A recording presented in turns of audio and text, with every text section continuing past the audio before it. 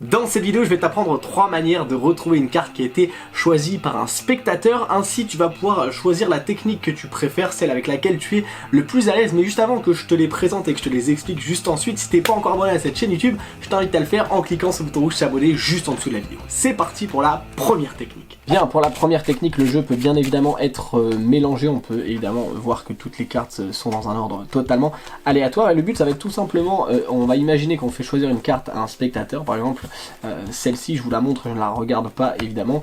Et on va la perdre dans le milieu du jeu comme ceci. Et normalement, en étalant les cartes, si je prends la carte la main du spectateur, pardon, je fais mine un peu de chercher comme ceci, et je peux instantanément deviner que sa carte était la dame de carreau. C'est la version la plus classique et on passe tout de suite aux explications. Alors pour l'explication de la carte perdue retrouvée, c'est une technique que je vous ai déjà enseignée sur la chaîne YouTube. Tout simplement, vous pouvez emprunter un jeu qui est complet, pas complet, c'est pas grave. Ce qui est fort, c'est qu'il est emprunté au spectateur, il est mélangé également pour le spectateur. Et ensuite, pour réaliser votre secret, tout ce que vous avez à faire, c'est lui demander si le jeu est bien mélangé. En faisant ceci, vous êtes totalement justifié de regarder les cartes et vous allez tout simplement retenir la carte qui se trouve tout en bas, en dessous du jeu, c'est-à-dire là le 3 de carreau.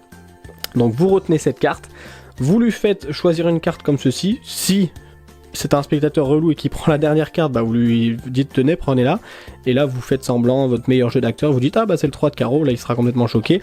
Bref, sinon moi ce que j'aime bien dire, c'est de choisir une carte dans le milieu du jeu, comme ça évite qu'il choisisse en haut ou en bas. Il choisit par exemple ici le 3 de trèfle, c'est une pure coïncidence.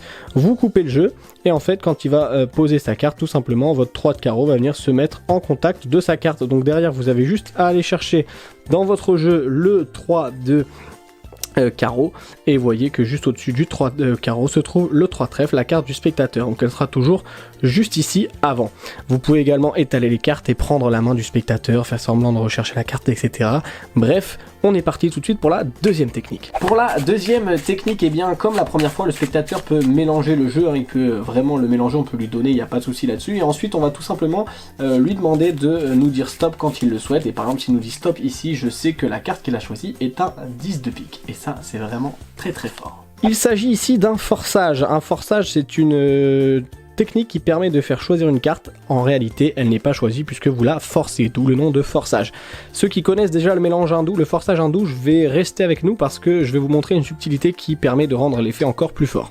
Le mélange hindou, qu'est-ce que c'est? Eh bien tout simplement, encore une fois, vous allez faire mélanger le jeu au spectateur, et une fois qu'il vous rend le jeu, vous lui demandez tout simplement si c'est bon, et là vous regardez la carte du dessous. D'ailleurs vous pouvez faire exactement la même chose, hein, pour la technique précédente. Si vous voulez éviter d'étaler le jeu comme ceci, vous lui dites juste tout simplement c'est bon pour toi, et en disant c'est bon pour toi, vous tournez le jeu vers vous. Donc là en l'occurrence je vois la dame de trèfle, et donc tout simplement je sais que la carte que je vais forcer c'est la dame de trèfle.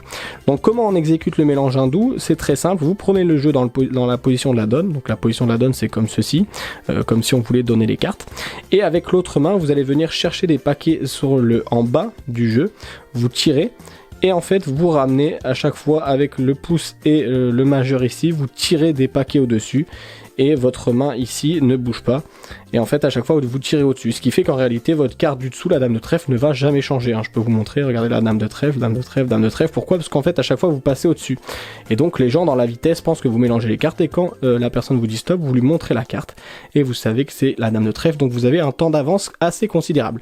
Maintenant si vous voulez éviter que les gens vous disent ouais mais on voit que c'est la carte du dessous, croyez-moi personne ne vous le dit mais on sait jamais, et bien tout simplement vous faites comme pour la première technique. Une fois qu'il a mélangé le jeu, vous lui dites tenez, est-ce qu'il est bien mélangé? Et là vous regardez cette fois-ci non pas la carte en dessous mais la carte du dessus. Là vous voyez que c'est la dame de trèfle, et vous allez lui dire ok, ce qu'on va faire dans quelques instants c'est que je vais passer les cartes comme ceci, et là vous faites le mélange hindou mais vous prenez que la première carte au début, comme ça va permettre de la placer en dessous, et vous dites voilà, je vais passer les cartes, et à un moment il faudra me dire stop. Donc là par exemple on voit qu'on a un 2 de cœur, et là en fait la petite astuce c'est de lâcher un peu de cartes en bas, comme ça vous allez tout simplement continuer et dire là ici on a du carreau, hop, vous relâchez encore un petit paquet, ici on a du cœur, encore une fois, etc. Et vous continuez jusqu'à la fin, comme ça permet de montrer vraiment des cartes différentes. Alors qu'en réalité la deuxième fois vous n'allez pas le faire, ce qui fait que là vous allez faire un mélange hindou classique, mais c'est une petite subtilité qui permet de renforcer le fait que la carte soit un choix totalement libre. Et enfin pour la dernière version, elle est un peu plus originale, moi personnellement je l'adore parce qu'elle rend fou les gens, et pourtant on l'explique pas souvent, c'est à dire que le forçage hindou il est relativement connu, la carte pensée, enfin la carte perdue retrouvée, c'est un classique également.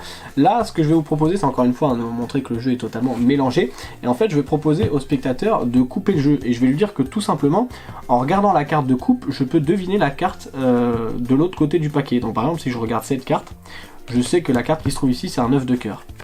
Ça c'est assez fou, hein. C'est vraiment fou, pourquoi? Parce qu'en fait on peut recommencer autant de fois qu'on veut. On peut dire au spectateur, allez coupe le jeu, je vais regarder tout simplement la carte de coupe, ok, et là je sais que c'est une dame de pique.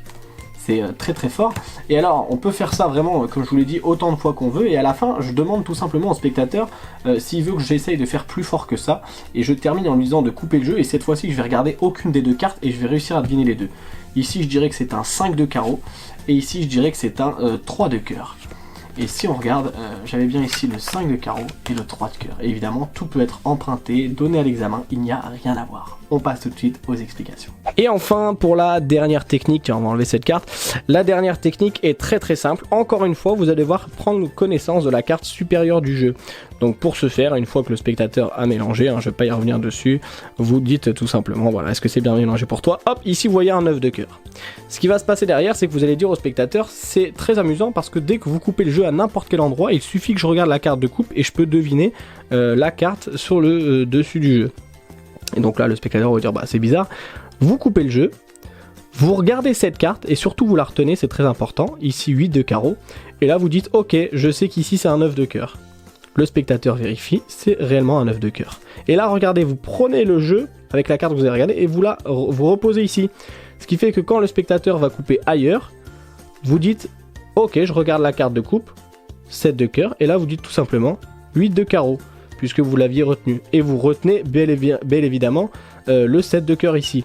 Donc ça, vous pouvez répéter la manipulation autant de fois que vous voulez. Alors évitez de le faire 10 fois d'affilée, parce qu'à force les spectateurs vont comprendre, mais si vous faites ça dans le feu de l'action assez rapidement, les spectateurs sont choqués, parce que dès que vous annoncez la carte, ils font « Ah, c'est pas possible », etc. Et à la fin, quand vous voulez vous arrêter, eh bien vous allez tout simplement utiliser le principe du temps d'avance, c'est-à-dire que là, vous savez qu'il y a un 7 de cœur. Donc vous allez dire au spectateur, cette fois-ci, on va encore faire plus fort. Vous allez couper le jeu, et là, en fait, vous allez commencer à dire 7 de cœur ici, alors que vous savez que le 7 de cœur est là. Je m'explique, je vais dire ici 7 de cœur. Je vais regarder la carte, je vois que c'est un as de trèfle, et je vais dire as de trèfle. Et en réalité, derrière, vous avez juste à inverser les cartes, et vous pouvez dire ici, j'avais bien dit le 7 de cœur, et l'as de trèfle. Ça permet de faire un très très beau final, et de surprendre les spectateurs qui avaient peut-être démasqué la technique, parce que là, ils se disent, ok, là, c'est pas possible, et vous terminez sur un final très très joli, et vous passez pour un mentaliste incroyable. À présent, tu connais 3 façons de deviner la carte d'un spectateur. N'hésite pas à en choisir une, à vraiment te familiariser avec celle-ci. Ça sert à rien d'apprendre les 3. Faut utiliser celle avec laquelle tu es le plus à l'aise. Ou à la limite, tu peux en choisir 2. Comme ça te permet de switcher, ça te permet de varier au cas où tu referais les mêmes tours à tes amis ou à ta famille pour éviter que ça soit redondant et qu'ils voient toujours les mêmes choses. Comme d'habitude, entraîne-toi bien avec cette technique. Et puis moi, je te donne rendez-vous mercredi pour une vidéo très spéciale. Je te conseille d'être là. Donc si t'es pas encore abonné et surtout si t'as pas activé la petite cloche, c'est le moment de le faire pour recevoir la notification de cette vidéo qui sortira mercredi à 18 h. Je te souhaite un bon entraînement avec ces techniques. N'oublie pas que tu as également tous mes réseaux sociaux en description et notamment la liste mail. Si tu n'es pas encore inscrit à cette liste mail, il faut le faire, c'est totalement gratuit. Ça te permet de bénéficier gratuitement de 2 formations, une sur le book test et une sur un kit de démarrage dans lequel je t'apprends 3 tours de magie. Bref, tous les liens sont en description et si tu as des questions, je suis là en commentaire sur Instagram, par mail, où tu veux. Bref, je m'arrête là. Bon entraînement à toi. Ciao!